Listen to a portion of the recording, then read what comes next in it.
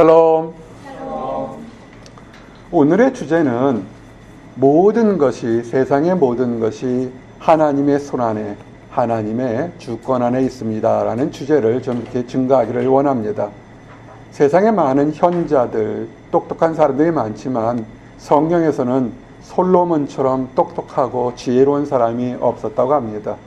아마 솔로몬처럼 세상의 사람들 중에서 가장 뛰어난 왕이었고 세상의 모든 명예나 권력이나 모든 것을 허랑방탕할 정도로 다 즐겨보고 난 다음에 그가 한 말이 있습니다. 그것이 전도서라는 겁니다. 전도서는 얼핏 읽게 되면 굉장히 시니컬합니다.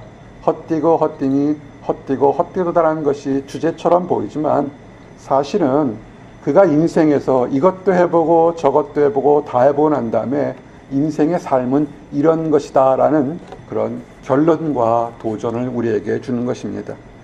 그러면서 오늘 여러분들에게 우리 이 보스턴에 있는 청년들 다 되게 똑똑한 사람들 많습니다.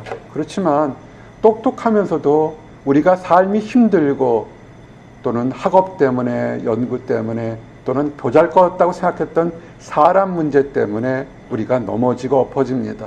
그래서 삶이 빨리 갈 수도 있고 늦게 가는데 과연 그런 것들이 내게 인생에서 실패한 것인지 아니면 더 중요한 도전을 주는 것인지를 한번 나눠보기를 원합니다. 성경은 지혜로운 사람과 어리석은 사람, 우매한 자를 이런 식으로 얘기합니다. 우리가 지혜로운 사람, IQ가 높은 사람, 최고의 명문대학에 최고의 학과를 다닌 사람, 또는 좋은 논문이나 좋은 수상을 한 사람, 이렇게 생각할 수 있지만 성경은 그런 식의 얘기보다는 이런 식으로 좀 풀어서 설명을 합니다. 전도서 7장의 말씀 보면 2장부터 4절 보면 지혜로운 사람이 어떠냐면 초상집에 가는 것이 잔치집에 가는 것보다 나으니 모든 사람이 끝이 이와 같이 됨이라 라고 표현했습니다. 참 재밌죠. 초상집에 즐겨가는 사람이 잔치집, 결혼식에 가는 사람보다 훨씬 지혜롭다라는 것입니다. 여러분 어떻습니까? 슬픈 영화 보면 이렇게 눈물을 자주 흘립니까? 나는 감정이 좀 기복이 심해서 누가 옆에 같이 웃으면 같이 잘 웃고 슬프면 같이 잘 웁니까? 그거 축복입니다. 인생 살면서 많은 사람들은 기쁜 곳에, 승리하는 곳에 또는 내게 뭔가 얻는 곳에 이렇게 가려고 합니다. 한국도 그렇고 미국도 그렇고 정치적인 상황이나 선거철 앞두면 평상시 친하지 않은데 저 한 줄에 이렇게 줄을 대려는 사람들 많습니다. 왜 그럴까요? 한 자리 바라보고 가죠. 잔치집에 가면 뭐 있습니까? 먹을 떡도 있고 부스러기도 있고 많습니다. 근데 성경은 잔치집보다는 초상집에 가라는 것입니다. 가서 뭐가 있을까요? 접대할 그런 분위기가 있을까요? 상을 당한 사람들이 누가 손님 왔다고 접대할 분위기가 있겠어요? 슬프죠. 가서 봉사해야 되고 위로해야 되고 마음이 슬플 거라고요. 그런데 그 슬픈 웃음이, 그 인심이 인생에서 유익하다는 것입니다. 왜냐하면 삶이 무엇인가라는 것을 돌아보게 되는 계기가 되는 것입니다. 저를 좀 보세요. 오늘은 그렇게 딱딱한 얘기가 아니고 심오한 설교보다는 마치 도덕적인 그런 설교가 될 겁니다. 혹시라도 사람과 사람 사이 관계에서 좀 어려움을 겪은 적이 있습니까? 혹시라도 내가 최선을 다했는데 뜻대로 되지 않아서 1년, 2년, 3년, 4년 남보다 늦게 가거나 또는 부족하다고 느낀 적이 있습니까? 아니면 어제까지 멀쩡했는데 건강이 연약해서 비틀비틀 그래 본 적이 있습니까? 이런 것을 겪게 되면 나는 실패한 사람인가 보다, 나는 부족하다 생각할지 모르겠지만 그 관점을 좀 바꿔보면 어쩌면 여러분들이 하나님 안에서 더 복받고 하나님 안에서 은혜를 받을 기회가 있는 사람들입니다. 왜냐하면 사실 슬프고 어렵지만 그것을 통해서 삶이 뭔지, 인생이 뭔지, 사람이 뭔지를 좀 깨닫게 됩니다. 늘 좋고 칭찬받고 그래 잘났어요 하는 사람들, 가끔 우리가 신문지상에 보면 유명한 연예인들이 큰 공연 후에 허탈감에 몰려와서 약물이나 또는 극단적인 상황을 하는 걸 보게 됩니다. 얼마나 멋있을까요? 10명, 20명도 아니고 1000명도 아니고 수만 명의 사람들이 좋다고 칭찬하고 환호하다가 그 환호가 갑자기 사라진 텅 빈 객실에서 그 공허함이 얼마나 클까요? 우리가 이 보스턴의 청년들이 힘들어해요. 왜냐하면 오기 전까지 한국이나 타주나 타국에서 나름대로 최선을 다하고 승치감이 있고 기도응답에서 여기까지 왔는데 이 보스턴에서 내가 알지 못하는 깊은 좌절과 낙심을 볼 때가 있습니다. 그래서 많은 약물들을 하거나 극단적인 선택들을 해서 인생을 망치는 사람들 많습니다. 어쩌면 이런 힘들고 어려운 것이 우리에게 새로운 도전을 줍니다. 성경은 정확히 뭐라냐면 전도서 7장 4절에 지혜자의 마음은 초상집에 있으되 우매한 자의 마음은 혼인집에 있느니라. 잘 먹고 잘 살고 깔깔거리는 것보다 슬프고 어려운 가운데 있으면서 그 슬픔을 이겨내려고 내 삶이 뭔지, 내가 왜 사는 건지, 내가 왜 이 길을 가는지 아둥바둥 거렸던 그 자체가 인생을 깊게 알고 삶을 뭔지 깨닫는 축복이라, 이렇게 변증적으로 얘기를 하게 됩니다.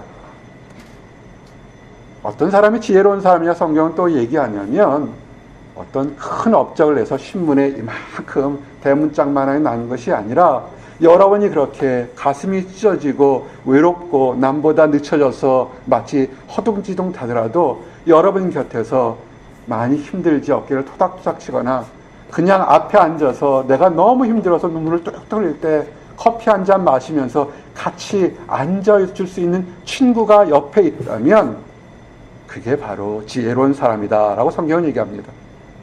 참 특이하죠.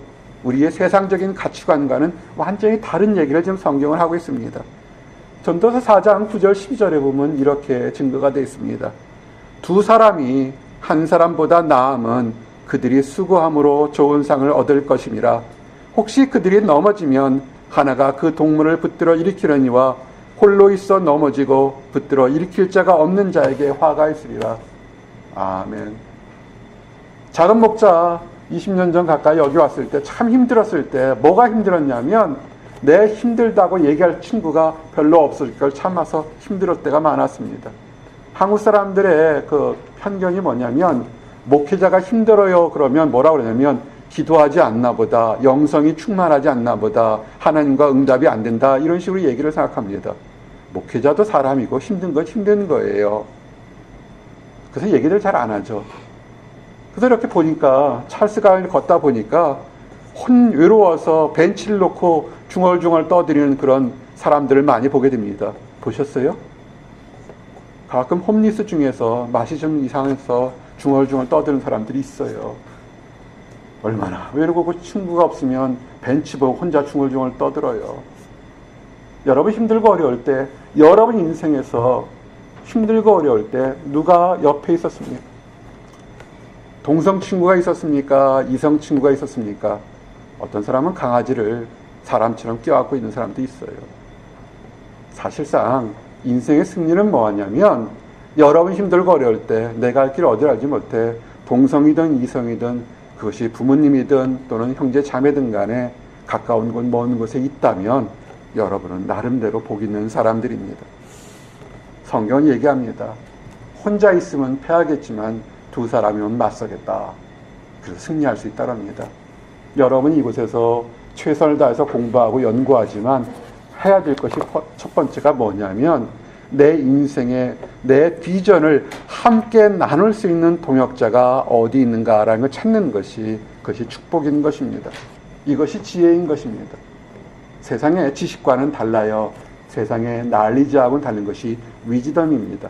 성경은 정확히 위즈덤 뭐라고 얘기했냐면 여호와를 경외하는 것이 지식의 근본이거늘 미련한 자는 지혜와 훈계를 멸시하느니라. 잠언 1장 7절 말씀입니다. 세상은 그렇죠. 내가 힘들고 어려울 때 내가 시험 공부를 못해서 학위를 받지 못해서 취업을 갖지 못해서 사람이 없어서 라고 생각하고 안타까워합니다. 아니에요. 그것보다는 뭐냐면 하나님이 지금 여러분들에게 말씀하는 지혜를 깨닫지 못하고 내 방법대로 그릇된 길로 달려가는 어리석은 길 때문에 그렇습니다. 외롭다고 어리석어서 아무나 만나서 아무나 행동을 하게 되면 그 상처가 엄청나게 깊게 크게 다가온다는 거 아십니까? 배고프다고 식은 밥, 상한 밥 먹으면 먹고는 좋지만 30분, 1시간 후에 배탈 나서 며칠 동안 고생하는 거 아십니까? 근데 사실은 세상적으로 최고의 학벌을 다닌다 하더라도 식은 밥, 상한 밥을 먹는 것처럼 껄떡거립니다. 지혜가 뭔지 아십니까? 하나님의 말씀을 듣는 것입니다. 항변합니다. 나는 외로워요. 나는 혼자예요. 나는 이 유학생활 하면서 늘 힘들고 사람들을 나를 조롱 했습니다. 라고 합니다. 그건 여러분들의 시각입니다. 눈을 좀 커보십시오. 하나님의 지혜가 있으면 뭐라고 그러냐면 이 세상 어떤 사람보다 여러분을 사랑하고 안타까워하는 사람이 있습니다. 요한복음 15장 15절에도 증거한 것처럼 이렇게 얘기합니다. 이제부터는 너희를 종이라 하지 아니하리니 종은 주인이 하는 것을 알지 못함이라 너희를 친구라 하였느니 내가 내 아버지께 들은 것을 다 너희에게 알게 하였습니다. 아멘. 예수님이 뭐라고 그러냐면 나는 너희들의 친구다라고 얘기하는 것입니다. 친구가 없다고요? 아니에요. 예수님이 여러분의 친구인 것입니다. 세상의 종처럼 살지 마십시오. 물질의 종, 또는 명예의 종, 어떤 성취욕의 종으로 살지 마십시오. 예수님은 뭐라냐면 그런 것에서 해방된 자유로움을 가진 친구라고 하는 것입니다. 근데 이 친구가요, 굉장히 막강한 친구예요. 어떤 사람들 사람 사귈 때 눈에 보일 정도로 얄팍한 사람들이 있습니다. 아주 사람들에게 잘해줘요. 마치 천사처럼 아니면 굉장히 성자처럼 잘해줘요. 근데 알고 보면 그 잘해주는 사람 뒤에 배경이 있어요. 집안의 권력가의 집안이거나 물질가의 집안이거나 뭔가에 있어서 뭔가 좀 콩고물이라도 얻어먹으려처럼 그런 겁니다. 그런데 정치판하고 다를 게 하나도 없어요. 거기 너무 투자하지 마십시오. 우리 예수님이 친구다 그러면 그래 나 많이 들었어 라고 생각합니다. 과연 그럴까요? 예수님이 어떤 배경을 가진지 여러분은 아십니까? 16절에 뭐냐면 너희가 나를 택한 것이 아니요 내가 너희를 택하여 세웠나니 이는 너희로 가서 열매를 맺게 하고 또 너희 열매가 항상 있게 하여 내 이름으로 아버지께 무엇을 구하든지 다 받게 하려 함이라. 아멘. 예수님의 아버지가 너무나 막강하고 크기 때문에 내가 내 친구가 되면 너희들이 내 이름으로 친구의 이름으로 와서 구하게 되면 내가 그것을 구해주겠다는 것이 이 친구입니다. 얼마나 이런 친구들이 있습니까? 여러분이 힘들고 어려울 때 많이 힘들어? 우리 아버지 부자야. 우리 아버지 힘이 있을까? 내 이름으로 가서 우리 아버지한테 얘기하면 들어줄 거야 하는 그런 친구들이 여러분 인생에 있으십니까? 예수님이 그렇다는 겁니다. 여러분 삶에 열매가 풍성히 맺도록 여러분을 친구로 두겠다는 것입니다. 그런데 우리가 눈에 보이지 않는다고 잠시 동안 이런 것들을 알지를 못합니다. 예수님이 있다고 해도 그거 그래 2000년 전에 예수 그런 사람이 있었어 라고 얘기를 합니다. 왜 이렇게 인정하지 못할까요? 그것은 뭐냐면 죄송합니다. 이런 마음이 드는 사람은 성경은 뭐냐면 탐욕이 욕심이 그 사람의 눈을 멀게 했다고 합니다. 탐욕이 지혜자를 우매하게 하고 뇌물이 사람의 명철을 망하게 하느니라. 아멘. 지금 한국의 최근에 정치 상황을 보게 되면 쇼핑백 몇 개 때문에 평생 동안 유학하면서 노력했던 모든 것이 인생을 망친 몇 명의 학자들, 대학 교수들 우리를 신문지상에서 보게 됩니다. 그놈의 쇼핑백 뭐 대단한 거라고 그거 한두 개 받아가지고 그렇게 인생을 망칩니까? 우리는 다 혀를 찹니다. 왜 그까지 뇌물? 자기 월급 갖고 자기 사도 돼요. 그럼 뇌물 몇 개 받아서 인생을 망쳤습니다. 남을 탓할 수 있지만 우리 자신에게도 한번 돌아봅시다. 왜 우리가 초조해하고 우리가 슬퍼하는지 이유가 뭐냐면 우리 안에 탐욕, 욕심 때문에 예수님이 옆에서 힘들지 내가 너의 친구야. 네가 어디로 가든지 나는 너와 함께 있어라고 그러는데 우리의 욕심 때문에 보암직도 하고 먹음직도 하고 지혜롭게 할 만큼 탐사하는 유혹에 멀들어서 그 상처를 당하게 됩니다. 그래서 망합니다. 지금 여러분 삶에서 지금 아주 시작부터 잘 나가는 사람이 있습니까? 축하합니다. 근데 사람이라는 게 대인관계, 경쟁이 있고 의식을 하기 때문에 지금 입학을 같이 한 친구나 다른 또는 내가 알던 어릴 때 친구들보다 내가 좀 뒤처졌고 살았다고 해서 내가 실패했다고 생각하는 사람들이 있습니까? 남들은 지금 이만큼 갔는데 나는 여기 있다고 생각하는 사람이 있습니까? 그것도 탐욕입니다. 욕심이고 좌절감의 욕심입니다.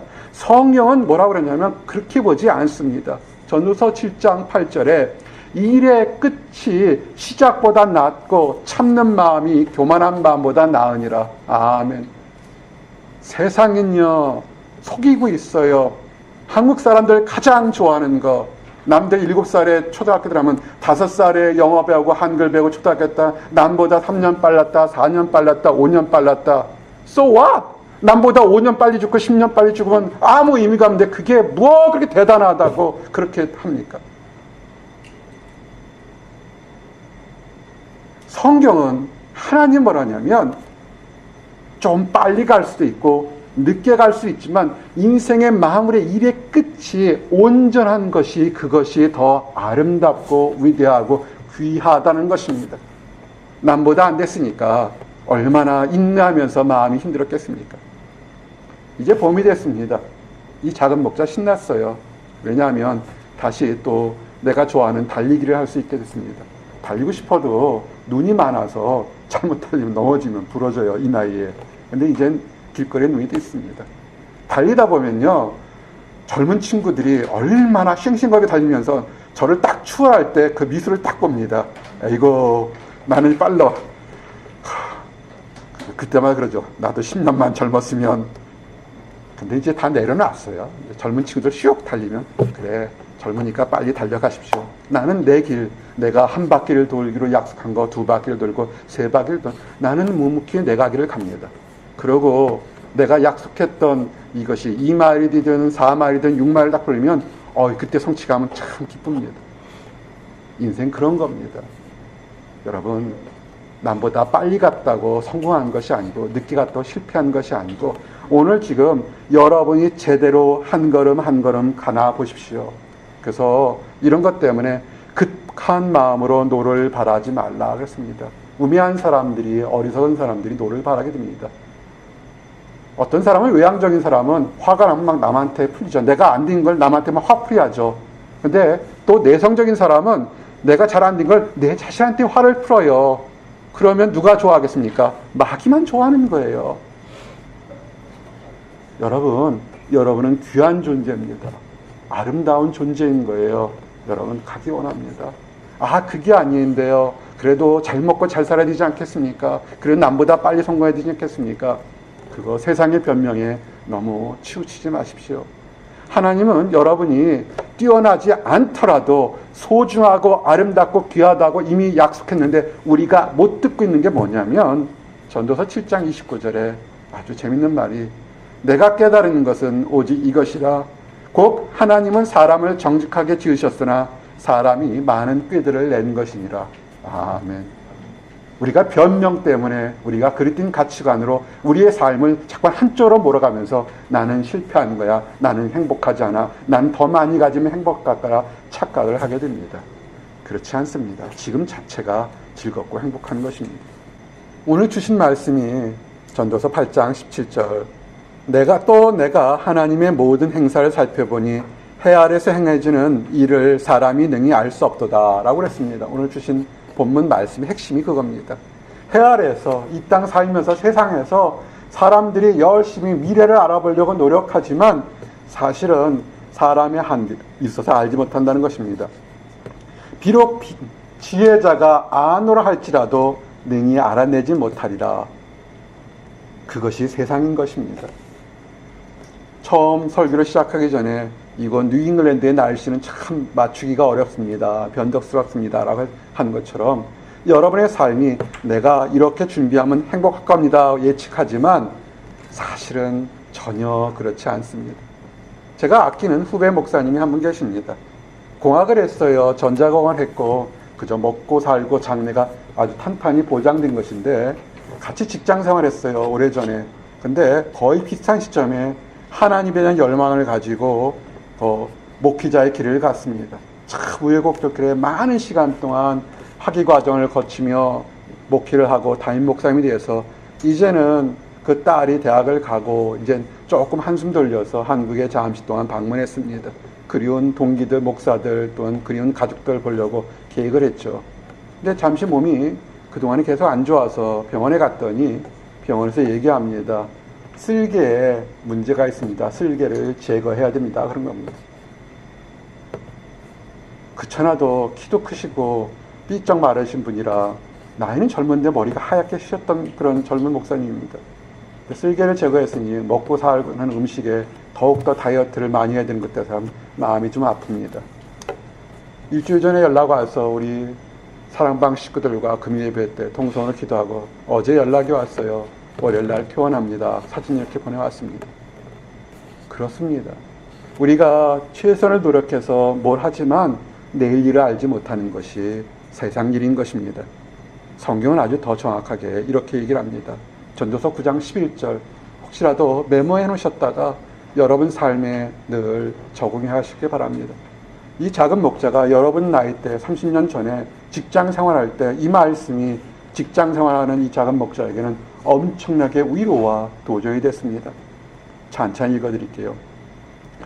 내가 다시 해 아래에서 보니 빠른 경주자들이라고 선착하는 것이 아니며 용사들이라고 전쟁에 승리하는 것이 아니며 지혜자들이라고 음식물을 먹는 것도 얻는 것도 아니며 명철자들이라고 재물을 얻는 것도 아니며 지식인들이라고 은총을 입는 것이 아니니 이는 시기와 기인은 그들 모두에게 임함이라. 아멘. 우리는 빠르게만 달리면 우승 문턱에 들어갈 거라고 생각합니다. 아주 몇 년 전에 보스턴 마라톤, 전 세계에서 유래가 있는 보스턴 마라톤 대회에서 1등으로 달려오는 선수가 있었습니다. 이제 그 41.195km를 달려서 얼마나 지쳤겠어요. 보통 사람들은 참 지치는 거리입니다. 아무리 선수지만 지쳤을 것 같습니다. 이제 골인점에 들어가서 손을 딱 벌렸습니다. 골이 크로스 라인을 어깨 색칠한 걸 딱 그 길을 밟는 순간에 문제는 뭐냐면 페인트가 두껍게 칠해져 있는지 미끄럽게 칠해져 있는지 그걸 밟는 순간에 뒤로 팡 하고 넘어져 버렸습니다. 앞으로 넘어졌으면 골인데 뒤로 넘어져 버렸습니다. 굉장히 어려운 상황이 벌어졌죠. 인생이 그래요. 이제 그 먼 길을 달려와서 이제 골인점에 바로 손을 들고 들어가려고 생각하는 순간 한순간에 넘어져서 우리 뜻과 다를 경우가 참 많습니다. 삶은요, 좀 느리더라도 천천히라도 제대로 온전히 가는 것입니다.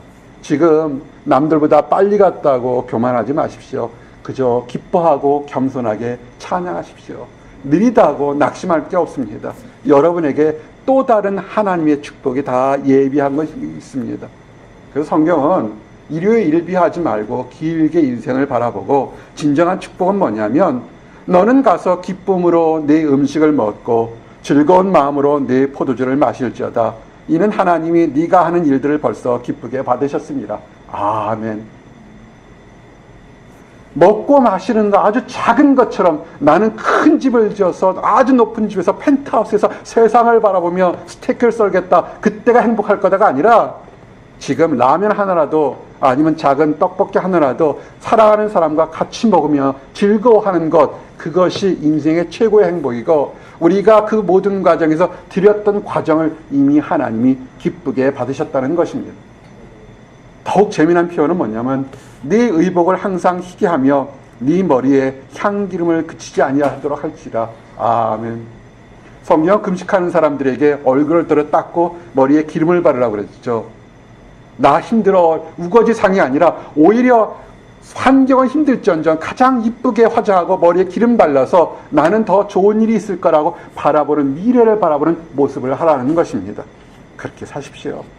그리고요, 나는 이 작은 목자는 다른 세상과 달라서 혼자 살아라 할지 모르겠지만 난 여러분들이 아름다운 가정을 꾸미고 살기를 원합니다. 행복하게 원해서 참으로 많은 시간 기도를 하고 축복 기도를 해줍니다. 성경은 뭡니다. 세상은 어떨지 모르겠지만 변해서 가치관이 달라질지 모르겠지만 인생에서 최고의 축복은 뭐냐면 내 헛된 평생의 모든 날, 곧 하나님이 해 아래에서 내게 주신 모든 헛된 날에 내가 사랑하는 아내와 함께 즐겁게 살지어다. 그것이 내가 평생에 해 아래에서 수고하고 얻은 내 복이니라. 아멘. 여러분 축복이 뭔지 아십니까? 어차피 우리 인생은 흙에서 왔다가 흙으로 돌아갑니다. 그것이 인생의 시작이고 끝입니다. 무엇이 행복이냐면 사랑하는 아내와 존경하는 남편과 함께 한 상에 둘러 먹고 마시며 웃고 웃으고 자녀들의 웃음소리가 단박에 넘치는 그것이 인생의 최고의 행복인 것입니다. 교만하지 마십시오. 내가 뭐가 되면 무슨 자리를 가지면 행복할 거야. 그게 행복이 아니라 당신을 사랑하고 당신을 존경하고 또 하나님이 때를 열어서 축복을 해서 자녀가 있다면 그것이 인생의 최고의 행복인 것입니다. 가정을 팽개치고 다른 곳에 가서 행복을 얻겠다는 것은 마치 행복의 카나리아를 찾겠다고, 행복의 파랑새를 찾겠다고 집 밖에 나갔다가 내 집 안에 있는 파랑새를 본 것과 똑같은 것입니다. 근데 왜 이것이 지난 솔로몬 시대부터 지금까지 3,000년 동안, 수천 년 동안 히브리 백성에게 다 얘기를 하고 있는데 왜 사람들이 알지 못할까요? 혼밥? 혼자 먹는 밥? 혼자 사는 세상? 왜 그럴까요? 이건 마귀의 역사예요. 왜 그러냐면 전도서 9장 18절에 지혜가 무기보다 나으니라 그러나 죄인 한 사람이 많은 선을 무너지게 하느니라. 아멘. 혼자 사는 게 죄는 아닙니다. 그죠? 세상이 잠깐 변해서 그렇게 사는 건 잠깐 몰아가고 있어요. 몰아가고 있다고요. 아니요. 그러지 마십시오. 세상의 악한 것들이 자꾸만 사람이 누려야 될 정상적인, 아주 지극히 정상적인 축복을 이상하게 변태적인 것처럼 만들어갑니다. 그것은 아닙니다. 여러분들 하나님 앞에 복을 받기 원합니다. 이제 젊은 청년들에게 한두 가지 더 교훈적인 것처럼 좀 딱딱할지 모르겠지만 말씀을 증거하고 마치겠습니다. 청년들 때는 결코 내가 죽을 거라는 거 생각 안 합니다. 청년들 때 20대, 30대, 45, 50까지도 여러분 모릅니다. 작은 목자 운동 많이 했어요. 군기관에 있어서 운동 많이 했습니다. 아파본 적이 별로 없습니다. 저희 사모가 알아요. 평생에 감기 제대로 알아본 적이 없습니다. 의료보험비 낸 게 아까울 정도로 아파본 적이 없습니다. 한두 번 가끔 삐딱한 적이 있지만 아파본 적이 없습니다. 보니까 사람의 건강관리를 이렇게 여러분 건강관리 신경 쓰셔야 돼요. 제대로 신경 안 쓰면 모르겠지만 노말한 사람이 45, 50 요새는 약이 좋으니까 60까지, 70까지 할 수 있지 모르겠지만 죽는다는 거, 아프다는 것을 전혀 청년 때는 알지 못합니다. 하지만 이 청년의 때 여러분이 가장 해야 될 것이 뭐냐면 여러분이 창조주 하나님을 기억하라는 것입니다.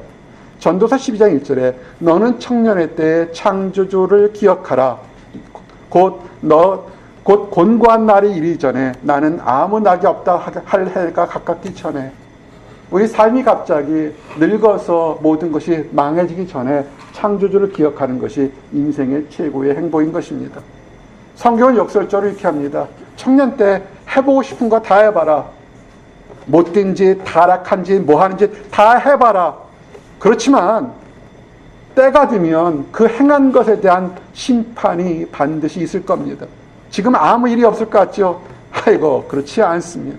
작용, 반작용의 법칙처럼 여러분이 올바르게 한 것은 올바른 것이, 그르게 한 것은 그르게 한 것에 대한 심판의 때가 있습니다.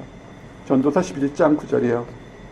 청년이여, 네 어린 때를 즐거워하며 네 청년의 날들을 마음에 기뻐하며 마음에 원하는 길들과 네 눈이 보이는 대로 행하라. 그러나 하나님이 이 모든 일로 말미암아 너를 심판하실 줄 알라. 아멘. 나이가 먹어가면 이 말이 얼마나 정확히 맞는 말인지를 알게 됩니다. 그래서 이제는 여러분 때에서 마음대로 살아도 좋지만 모든 결과에는 반드시 내가 손으로 뿌려고 몸으로 했던 것에 대한 결과가 있습니다. 그럼 이렇게 또 항변하는 사람들이 있습니다. 내가 하나님을 알지 못해서 교회에 나와본 적이 없어서 하나님을 알지 못해서 내가 과거에 엉망으로 살았는데 그럼 나는 망하는 것입니까? 성경은 그렇게 얘기하지 않습니다. 아직 생명이 있다면 아직 늦은 것이 아닙니다. 여러분은 새롭게 살 수 있습니다. 새롭게 시작할 수 있습니다. 혹시라도 내가 과거에 알게 모르게 허랑방탕하게 잘못 사는 사람들에게 성경은 이사야서 43장 10절에 두려워하지 말라. 내가 너와 함께함이라. 놀라지 말라. 나는 내 하나님 이름이라. 내가 너를 굳세게 하리라. 참으로 너를 도와주리라. 참으로 나의 의로운 오른손으로 너를 붙들리라. 아멘. 예전에는 창조주를 알지 못해서 내가 하고 싶은 대로 눈에 보이는 대로 허랑방탕에 살았는데, 그렇지만 기쁨 같으면서도 기쁨 가운데 슬픔이, 배신이, 답답함이 와서 내가 두렵고 초조할 때 성경은 아직 끝나지 않은 거다. 과거에는 잘못 살았지 모르겠지만 지금부터 내가 너와 함께 할 테니까 새 길을 가라고 약속합니다. 이제 말씀을 정리합니다. 세상의 사람들은 세상에 지혜로운 사람, 권력 있는 사람, 능력 있는 사람, 그것은 신문이나 방송에 나오는 그것이 세상의 지혜로운 사람일 것입니다. 그러나 세상에서 가장 지혜로웠다 하고 가장 권력을 가졌었고 가장 많은 부를 가졌고 가장 많은 사랑을 해봤던 솔로몬이 인생의 결론은 그것이 아니라 잔치집보다는 초상집에 가서 삶이 무엇인지 도전받는 것, 그리고 남보다 빨리 가는 것보다 때로는 늦게 가고 넘어지고 엎어진다 할지라도 아직 끝나지 않고 나의 삶이 아직 종착역에 이르지 않아서 다시 시작할 수 있다는 희망을 가진 사람, 그리고 할 수만 있다면 생명이 있을 때 창조주를 기억하는 사람이, 그 사람이 진정으로 지혜로운 사람이다, 그런 것입니다. 이제 솔로몬이 한 것처럼 솔로몬의 말씀으로 오늘 말씀을 정리할까 합니다. 내 아들아, 또 이것들로부터 경계를 받으라. 많은 책들을 짓는 것은 끈이 없고 많이 공부하는 것은 몸을 피곤하게 하느니라. 일의 결국을 다 들었으니 하나님을 경외하고 그의 명령을 지킬지어다. 이것이 모든 사람의 본분이니라. 아멘. 많이 공부하지 말래요, 성경에서. 힘들게 합니다. 세상적인 공부보다 하나님을 경외하고 그 말씀을 지킬 때 그 안에 행복과 축복이, 기쁨이 여러분에게 새로운 변화가 있을 겁니다. 기도하시겠습니다. 하나님 감사합니다. 삶이 무엇인지, 인생이 무엇인지 가장 지혜로웠던 솔로몬을 통해서 도전받게 됩니다.